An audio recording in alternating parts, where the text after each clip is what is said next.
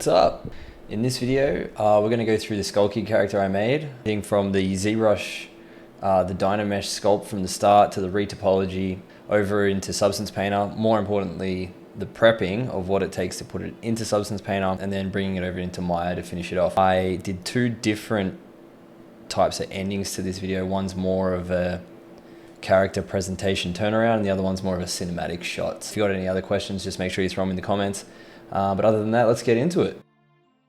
Starting off with a sphere with Dynamesh turned on to a resolution I usually like to use pretty low, about 256 on the resolution slider. Sculpt the shape using symmetry. And after you've got the shape, do a first Z-remesher to get some cleaner topology to sculpt the details on. I usually jump back and forth, sculpt a little bit of detail, Z-remesh, sculpt a bit of detail, Z-remesh again. It usually helps to drive the flow of the topology when the Z-remesher runs.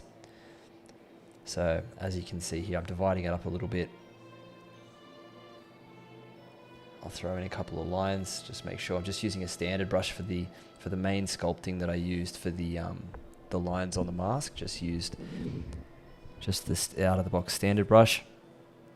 Just roughing in these lines to begin with, because I'm going to run a Z-remesher to make sure that the mesh flow is going the way of whatever the detail is that's on the mesh. So here I hit another Z-remesh, and then you can see on the frame there, you can see the flows starting to follow these lines when I'm putting them in, because these are going to be smoothed out afterwards. I'm going to do them properly when the topology is good. So after a few Z-remeshes, I've gotten to this point where I'm pretty happy with the density, and then I can subdivide up and go in and start moving in some of that extra detail. Like you can see here, I'm using just the standard brush with a drag rect stroke with a timber alpha. It's just a lot easier than hand sculpting that detail when you can just drag it on. And then this here, drag rect with a circle alpha. This is a really cool trick here. You go into the adjust last and it will adjust the last brush, or you can go back in the time slider there, hit control on the spot that you want to go back from, and then adjust last will adjust everything from where you've clicked there. For the spikes, I've just done the spike with the cone, appended a cone, and then the spike ring around the bottom, I've just appended a ring, and then just completed that around the rest of it and divided it up a bit and used that wood brush alpha on the spikes. Moving on to the body. Again, started with a sphere and Dynamesh that sphere. I usually like to mask out the section that I don't want and then just pull out a pretty jank piece down the bottom, and then you can just control drag outside on the canvas and it will redistribute the Dynamesh mesh over the mesh that you're working on. And the beauty of Dynamesh is you don't really have to worry about the density or trying to be efficient at this point.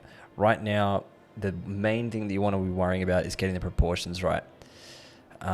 Masking the sections to extrude the geometry, then control dragging on the canvas to tell Dynamesh to recalculate is kind of just the way that I do this over and over again. It might not be the best way to do it. I just find that it's probably the quickest for me.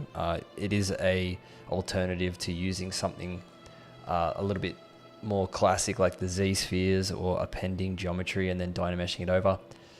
But I find that it works for me. So here I'm just moving on to the hands. Appending a cube, appending geometry and doing it in isolation, and then merging the two subtools together and then re-dynameshing them together is a good way. I found is a really good way to get different parts on, especially if you're doing it from scratch. Otherwise you could append a mesh that you've already done, like if you've already done a hand or you've already done a nose or something like that you don't really want to be doing again. It's a really good way just to add it in. And so I've just continued on using these cylinders here, holding control and then dragging them out will mask, and then you can unmask, merge them together, because when you control click drag like that, it will keep the previous one that you've got there masked, which can be useful because it keeps it all under one subtool, but then you can extract them if you want them separately. Here I've just, as I said before, just re-Dynamesh them back together. So now I've got one piece. I've basically got all the extruded pieces that I need to make a hand, and then flesh them out using the inflate brush. And I've moved on to the legs here using the same technique that we just used. Mask brush, click outside, control click outside to invert, and then bring out that Dynamesh there again. This is usually just the process, rinse and repeat this over and over again until you get somewhat of the proportions that you're looking for. Whether or not you're going to be using or seeing any of this stuff, which I won't be, but it's a good way to keep yourself almost accountable when you're fleshing it out, to say, hey, look, this is the right height, this is the right pose, because when we're going to be posing this in ZBrush, you're going to see exactly where you've got it right or wrong when you do start trying to give this thing some character and some personality. Here I'm just finishing up the shirt, the clothing, where it's just a mask over the existing mesh, and then extracting with 0 thickness. I like to extract with 0 thickness so that I can just flesh out a single plane and then add the thickness later using either dynamic subdivision thickness or using the Z modeler. I use the polygroup extrude the Q mesh the shirt to give that some thickness, but most of the time I do just like using a single plane, and if I want to add in thickness to it, I can do that afterwards. It's a much better way to not be destructive with the way that you're building clothes and single sided meshes. Here I'm just removing those, trimming those edges, and then cutting off the cap pieces of the shirt. So here I'm actually just cutting in the poly groups that I like to have around the seams. I've just done one on the left there and then mirrored and weld, and then run a Z remesher similar to what we did with the mask, and it will redistribute the topology, taking those poly groups into account. And for the boots, I've just appended, like many of the other pieces, I've just appended a cube, ran a Dynamesh, start blocking it out, and then Z remeshed it as soon as I can, just to start getting that low level of topology where I can move it around really easily, get it into position, and start getting the shapes that I'm looking for. When I've moved the boot around and got it fitted into a spot that I like the proportions and I think that it's the right density, I'll extrude it there using Z modeler just to give it some thickness, because this next part I'm going to be using poly groups so that I can extract the straps that are going to be running around it.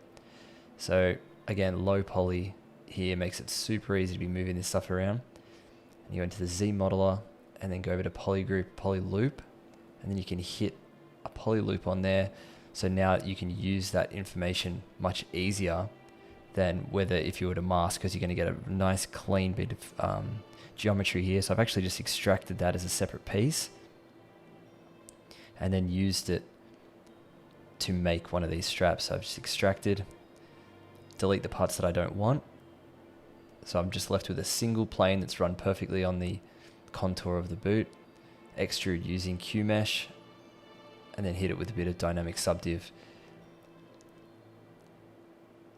I've divided up the boot and then sculpted a little bit around just to give it a bit of form, just so I can see where I'm going with it. Mirror it over just to make sure everything's looking okay.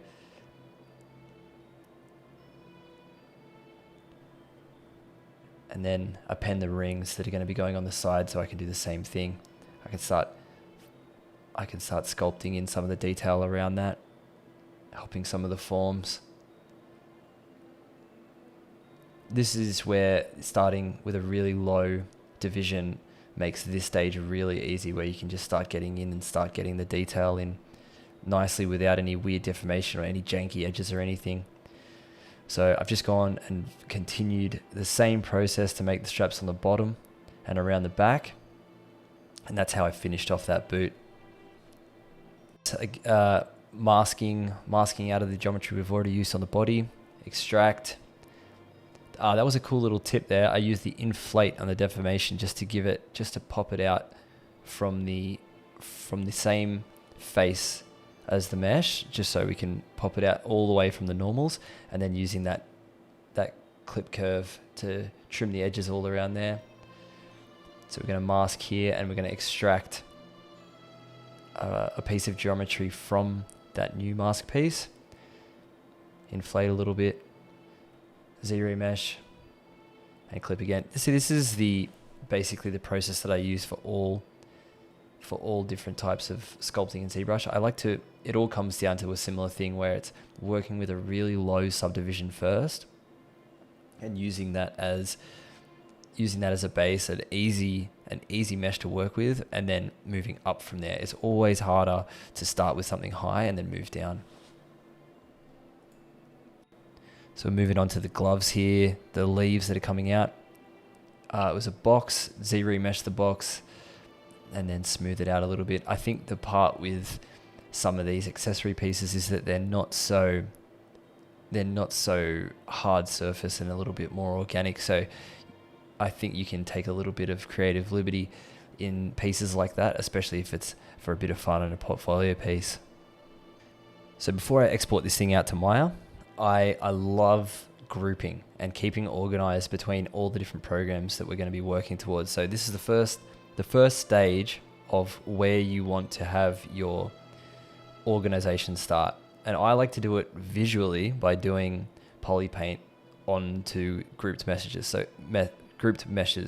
So each color group that we have here is going to be a texture set moving forward. So the boots, all the subtools that are in that are going to be staying as their subtools, but they're going to be under the same texture set. So when we've brought it into Maya here, I'm going to be doing the exact same hierarchy and naming everything the same way that I had it in ZBrush. Just because when you do start jumping between the programs and start iterating a bit more, it does get a little bit confusing, so it's better to just keep that as a good practice moving forward. So as you can see here, I'm going to grab the parts that I want to keep under one texture set. So the clothes, for example, I'm just going to grab a material and assign it and call it clothes. So whatever these subtools that I grab, I put a material on that, and that material name will now be our texture set name inside a substance. So we can put as many subtools as we want under the material container, if you could call it that. But as long as it's all under that one material, it's going to be recognized inside a substance painter. So now that you've done all your materials on your mesh, what you want to do is you want to UV each colored set. So the mask there, for example, we want to grab all of those pieces, the subtools that we've got, and unwrap them as one texture set. So the subtools can still be separate as long as they're under that one material. When we bring it into Substance Painter, it will recognize it as one texture set. When we're done UVing it, we want to export it as an OBJ and import it back into our ZBrush scene so that our high-res mesh has those UVs. So now we're jumping over into Substance, and we're going to bake the high-res mesh onto the low-res mesh. And there's multiple different ways that you can do this, depending on what your character is or whatever the object model is that you're baking on. I like to break it up into texture sets. So if I'm doing the shirt and the pants, I like to break that off as a high-res mesh and do it one by one, because the baking process can be quite tedious and you can get artifacts and all these different things. So I like to do it one by one just to make sure that I'm getting everything right. So as you can see here, I'm just baking out the clothes models that are under my clothes texture set, the same ones that are in Maya and the same ones that are in Substance. Back in ZBrush, export the high, and then I'm going to jump into Substance Painter, and I'm going to import this high-res mesh into the baking slot. So if we go over into, where is it? Go into the bake, and then we want to throw in our high-res mesh that we've just exported from ZBrush. Deselect all the other ones that you're not going to be using. You would leave them obviously selected if you did all of your meshes all at once, which you could export all your texture set high-res meshes and put them into this spot there, but we're just going to do one by one here. To add in the extra rays, like to bump that all the way up to 256 for the curvature, the thickness, and the ambient occlusion, just because those are the maps we're going to be using when we're texturing later using generators. So I like to have a really good high quality texture for when we're doing that. So when you're done with that dialog box, you can hit bake, and then the process will take a little bit longer depending on if you have done the added arrays and how high the texture set resolution is that you're looking at doing. But when it's done, you will have your low poly mesh baked with the high res mesh. So now we're going to move on to the texturing phase. We're going to go through the geometry masking section. So we're going to start really simple here. We're just going to grab a material and throw it down on top of our base mesh, and then we're going to mask out a few sections using geometry masks. So if you just grab a material, start with a basic wood material. If we wanted to do this the way that you would have had to have do it in the past, it would either be with a paint mask, like a regular old school paint mask, or an ID mask. So the way the geometry masks work are very similar to ID masks, except they're a little bit less destructive and a bit more intuitive. So if we just go up to the top of this stack here and then click on this dotted box, you go over to the mask type, mesh name, and you can see all the subtools that we pre-organized in Maya. So those meshes there are just our subtools that we've grouped under the single material. And now Substance recognizes those subtools, and we can click and unclick what we want in that material.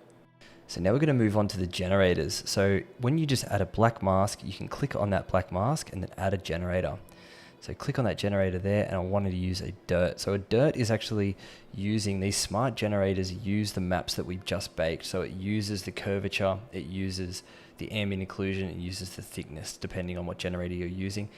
And then you can just change these sliders of the different generators to creatively iterate different looks and different masks. As you can see there, that's completely using the generator from the curvature map that we've baked previously. And this is another completely non-destructive way of working, so that we can just creatively iterate over and over again and see what's working and not working without having to worry that we're collapsing anything in our workflow, and it's gonna give us trouble later on. And it also makes it easier just to start getting things on there. I find that with texturing, the sooner that you can get it on the model and looking half decent, as I'm doing there, you can start to decide what works and doesn't work faster, which is going to get you to the result that you want sooner. So for this part of the project, I wanted to enable the emission layer so that the eyes can have actual light coming from them. So you can, next to channels there, you can click that plus and add the emission layer in. So now that means that when we add a layer into our layer stack, let's call it whatever it is, eyes, and then we go over to here. Now we can see that the emission channel is now available, and we can add whatever color it is into that, and then the emission value. Go ahead and use our geometry mask just to mask out the eyes, and then go over to the emission color and crank that up. Now this is purely for the display purposes of inside Substance Painter.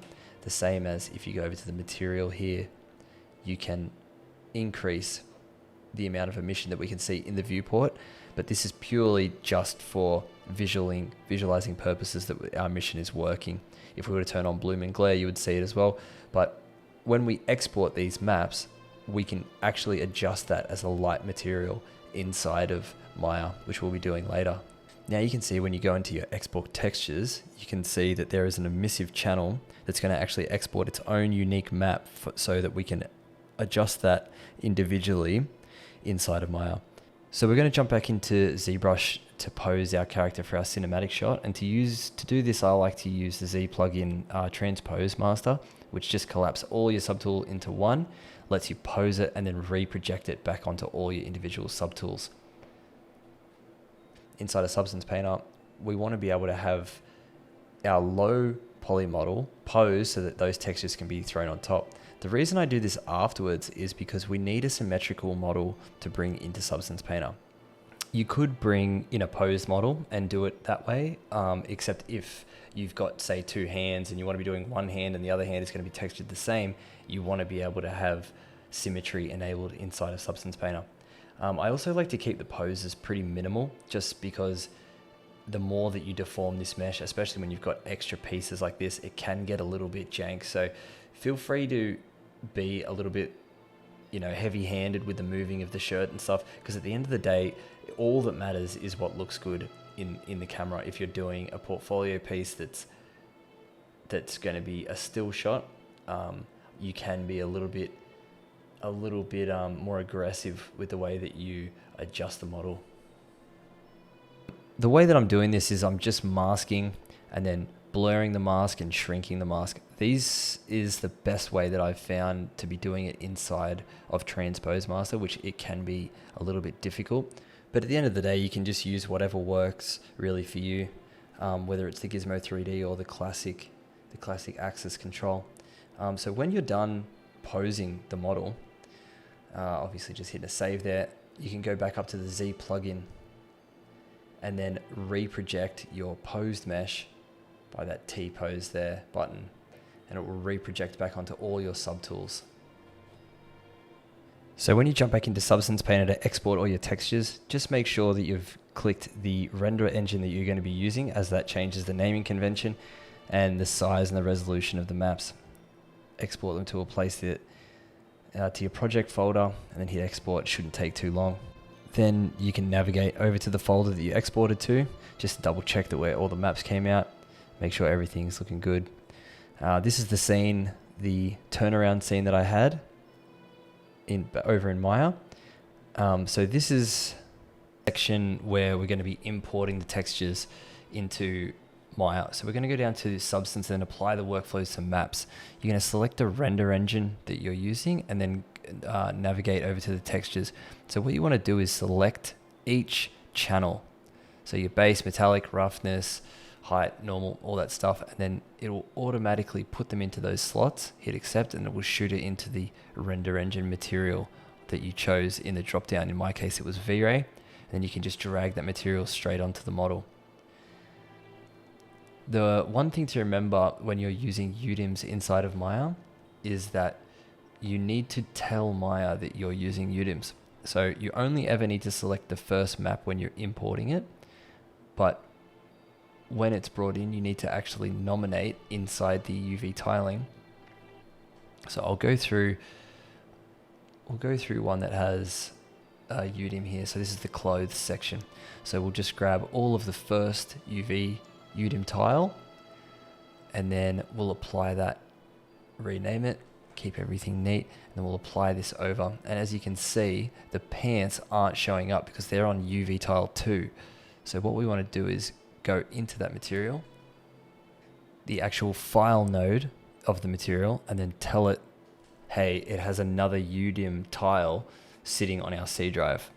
So after I've renamed these, just keeping everything super neat, because this is the new posed model with the same UVs, we're going to go over to a node, the base color for the pants, and go down to UV tiling mode, Mari, UDIM Mari, and then it recognizes the two tiles. I'm going to do this for each one of the textures that are going into this material, as they all have a second UDIM tile. So I just did this exact same method for the rest of the character, just up to the Substance tab, apply workflow to maps, navigate to the textures, import, boom, and then just repeated this over and over until all my textures were applied. So the mask is a little bit different because it has that extra map that we plugged in with the emissive. So we're just going to grab the first set of all the UDIMs, same as the other one, but you're going to see there that we've also got that extra emissive texture slot. So we're going to go through and add the second UDIM tile, add all the tiling mode to UDIM Mari on all of them, and then we're going to actually adjust the emissive texture so that we can crank it up on the exposure of the actual node. You can see there on the right. So then we're going to go through, just rename that. We're going to go and do a quick clean before we head on to the next stage, which we're going to go to edit and then clear all the unused nodes. We're just left with all our textures there. So this was the end result of just a 3-point lighting setup with that studio curve that I had in there, just to see if all the textures are reading well and to see how the model's looking. I was pretty happy with it after this. This was more of a test, if anything, just to showcase the model before I moved on to the cinematic scene. Yeah, so in the same scene in Maya there, I've just plugged in the V-Ray environment fog into the environment slot, set up a light mix, added HDRI, backplate, and then some of those foreground trees you can see there. The environment fog does a lot of the blending between all of those elements to make it look like it's all part of the one scene. And then over on the right there, I've just got the V-Ray light mix set up with all the different lights, tweaking it so that I can make it exactly how I want it to be. So the other thing was getting the eyes, the emission, on its own layer and its own render element, so that when we export out all of our render elements, the light is on its own layer so that we can adjust it in Photoshop. So this is the raw render brought in. I didn't really do a lot of posts with this. There's just a little bit of a vignette on the left there, just to darken that left edge, just so that I can bring a little bit more of the attention over to the hand and the fire, where it's going to be over on the right there. Just masking out some of the vignette just to pop that face out of the dark section. And then I've brought in just a PNG of some embers here, set it to screen mode, and then adjust it. Layering these elements over the top really helps to bring all the different layers of the scene together, so it doesn't really look like it's so segmented. Then I just put masks on top of each of these layers and then kind of blend them in over the top, so just cutting out the edges there, because I kind of liked the way that blue from the fire scene was overlaying over his hand, and the same with the embers. I actually put that logo in there for my final portfolio piece, but you can do without that. So then we're bringing in the emission layer that we spoke about before and just setting it to linear dodge add, and then adjusting it to whatever the intensity that we want it to be as. So this is pretty much it. This is the end result of the render. I was pretty happy with the final composition. If you want to know anything else about it, or if there's anything that I missed, make sure to shoot me a message below. And thanks for watching. Cheers.